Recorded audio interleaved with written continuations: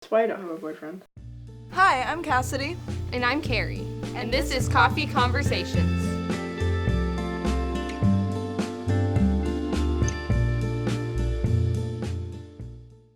Welcome back. So it's February. It's the time of year when relationships are put on a pedestal and the single life is overlooked. This year, we kind of want to change the narrative that says a partner is needed to have a happy Valentine's Day, whatever that means. So, to do that, we've come up with a list of different ways to promote self-love and self-acceptance that are really easy to do that you can implement in your daily life. Alright, so we have everything set up into 4 different categories. We have body image, self-esteem, stress management, and just a general self-love category. Yeah. So to start, we're going to talk about body image. For me, one of the best things that I did to kind of change the narrative of how I felt about myself and my own body image was make what I call affirmation cards. So they're just little cards, and I actually have a bunch of them right back here on this board in my room. But they are just these little watercolor cards that I did, and then I wrote positive affirmations about myself on them, and seeing them every day has really helped boost my confidence. And so that's one thing that you can do. Yeah, I think that affirmation cards are a really good idea. For me personally, body image is something I've always struggled with. So really wearing something I feel confident in, and then feeling good about how I look and the way I'm dressed and everything is always really important to me. Yeah, I definitely get what you mean. I also have struggled a lot with my own personal body image, and my body has changed a lot in the past year. And so that's another thing, is wearing stuff you're confident in. But with that, if you have clothes that don't fit, whether they're too big or too small, getting rid of those are really important, because if they're sitting there in your closet or in your drawers, it's just going to remind you of memories and things that you don't want to associate with positive body image and where you want to further grow in your life. Right, so say if you have something that you've had for maybe a year or two, if you haven't worn it in that period of time, say it doesn't fit, it's too small, maybe that's something that you want to get rid of, just so you don't have to associate that with oh, I wish I fit into that. And donating clothes is always a great thing. There are plenty of organizations and people who could really use those, so you're also helping out your community by donating and get rid of your clothes. Yeah, that also kind of ties in with the idea that I had that was clean out your closets. So if you find yourself with a lot of clutter and a lot of space that's taken up, find the time to clean out your closets and get rid of old clothes that you might have, maybe just general miscellaneous clutter. I clean out my closets probably twice a year, and just go through, get rid of stuff that I'm not wearing, that doesn't fit, that I don't like anymore, and just really kind of think about, do I really need this? Because quite frankly, I really like to go shopping. And so I need to get rid of stuff. I find that I have a lot of stuff that's just I have a lot of stuff, but I don't have any outfits, if you know what I mean. I have a lot of general just shirts and pants that don't match. Yeah. Another thing, both for body image and what we're going to get into next, which is self-esteem, is just talk kindly to yourself. So if you notice that you're having negative thoughts running through your head, just stop those thoughts and rewrite them so that there's something kind and loving. If you wouldn't say it to your best friend, why are you saying it to yourself? Yeah, I think a lot of people struggle with that. I think it's something that everyone struggles with. I mean, I know, myself, I struggle with that a lot. I find myself just saying, negative things in my head when I look in the mirror. I worry a lot about how other people are perceiving me, but I know that they don't really care as much as I care. Yeah, that's true. And another thing with that, worrying about how people perceive you, a tip that I do for that is I think about, when I see people passing on the street, I don't think twice about what they're wearing or how they look. So why would I be thinking that they're thinking those things about me? Exactly. But the answer is that they're not. Yeah. What you have to remember is that a lot of people just are going on about their day, going from point A to point B, and no one is really thinking about that kind of thing. So moving forward to self-esteem. I think the biggest thing to boosting self-esteem is realizing that it is okay to put yourself first. This whole idea of like self-care isn't selfish is so important, because if we're constantly draining ourselves to take care of other people and to be there for the people around us, and then we have nothing left to put into ourself and our own well-being, it's just going to wear you down. And so one way to care for yourself and promote that self-love and nurturing yourself is just putting yourself first sometimes and recognizing your needs.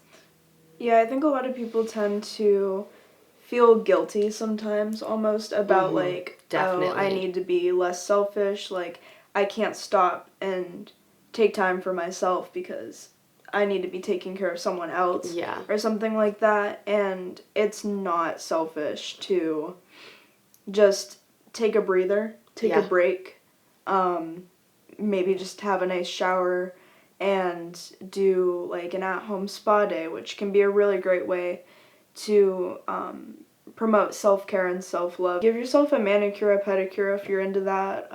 Just whatever you want to do to take care of yourself. Yeah. It's important.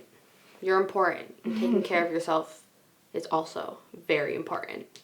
Another thing that I really like to do, I love Pinterest. And so what I do to kind of like boost self-esteem and just general like how I feel about myself is I have like a positivity board on my Pinterest. So on there I have different quotes and art that I like and different ways to practice self-care and different things that I can do to just take care of myself, or that I can look at when I'm not feeling too great, and then it just helps boost my morale. And I really like it, and if you like Pinterest, I'm sure you'll like it. Yeah, I use Pinterest a lot on a daily basis. I was scrolling through it today. But one thing that I like to do is find an image for a background. I like to change my background frequently on my phone, and then find something that makes me happy that I like to look at every day. Yeah, I did that for a while. Yeah, and then change my background to that, and like whether it be a quote or like they say blue space, like if you know what that is, like oceans and like beach views and stuff like that are like really pleasing to look at. So if you change your phone background to something like that you like to look at, makes you happy, gives you positive vibes, can really boost your mood. And I like stuff like that, especially if it's a quote, because if it's something that you're trying to believe, like for instance, like we said, self-care isn't selfish. If you picked out a nice image that had that written across it, you'll see it every day, multiple times a day, and then that'll just get ingrained in your thought pattern. So that's another really great thing to do. Next, we have stress management and ways that you can take care of yourself when you're beginning to feel stressed. So why don't you take it away? That's a really big one, especially if you have a lot going on in your life. Yeah. So I think one of the best ways to help with managing your stress is to create a goals list and figure out what things you want to get done, maybe that day, that week, month, year, however you want to do it. And basically just figure out what you want to get done so it looks less overwhelming. Like, I think getting it out of your head and onto paper is a really great way to figure out like what you need to do.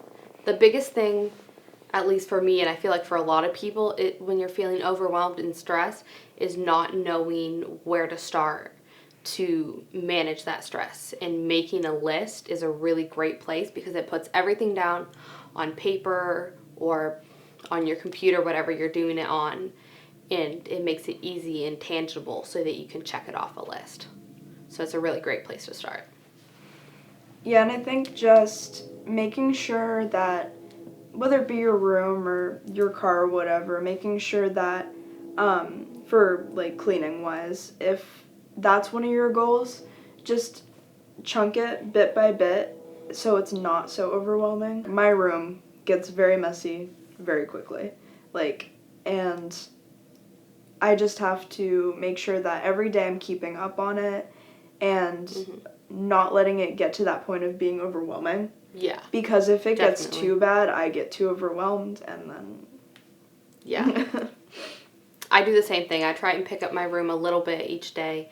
You know, some days it doesn't happen, but as long as it doesn't get terrible, it doesn't get to a point where it's so overwhelming that I feel like I can't tackle the task of trying to pick up and clean my room. I also think another really great way to manage stress is to do something fun like painting or drawing, or if you like to write, doing that, because it's something to get your mind off of all the chaotic things in your life, and it's just something to do, and you can relax and be very mindful about it. And so it's a nice way to just gather yourself before tackling all the things you have to do.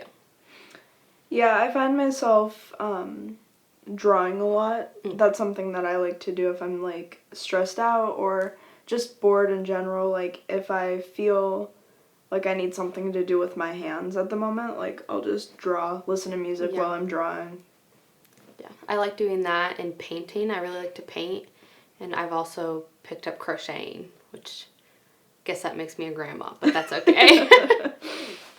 And then just to kind of wrap everything up, we want to give you some pointers that kind of summarize everything that we said in just in a general way, how to promote self-love and caring for yourself.